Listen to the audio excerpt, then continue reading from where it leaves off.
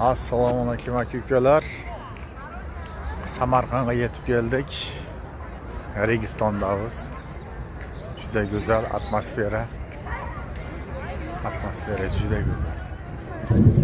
Turistlar ashincha. Biz O'zbekistonda yashab turib shunaqa joylarga kelamiz. Qayoqda o'ris inglizlar kelib yuradi. Hindistonliklar. Mana shu joylar.